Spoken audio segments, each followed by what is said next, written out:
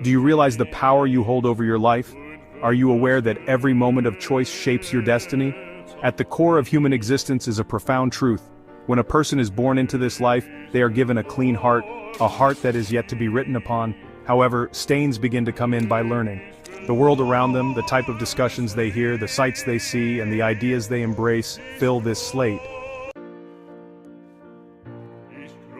They are shaped by their environment, their upbringing, and their choices. Just like a child inherits attributes from their parents, a person's mind and soul inherit the influences of society, the media filled with immoralities and abomination onto our Creator, and the culture which builds our personal decisions. From birth, we form our identity, beliefs, and actions based on exposure.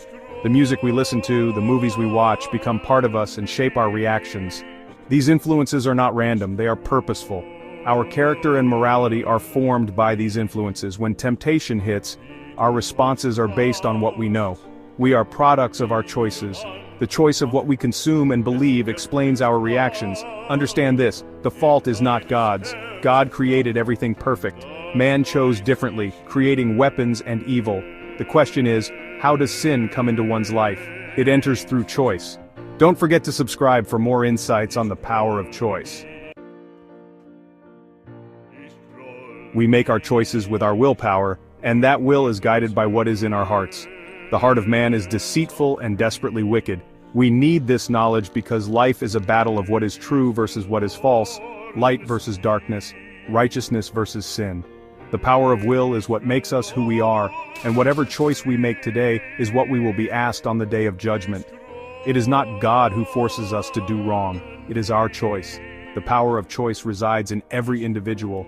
The word of God in our hearts speaks truth and the world speaks lies. The light calls us to righteousness, but the darkness seeks to draw us into sin. In the end, it is our will that decides what will shape our hearts and actions.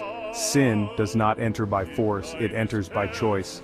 And just as sin can fill our slate, so too can righteousness, for it is also a choice. Many wonder why the world is the way it is. Why the evil, why the suffering? The answer is in the choices of humanity. God does not force people to follow him. He never forced Adam and Eve in the garden to fall for Lucifer's deception. They remembered exactly what God said, but they made their choice. He didn't force the fallen angels who rebelled in heaven.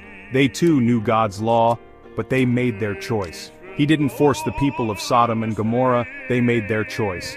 He didn't force the people of Noah's time not to enter the ark.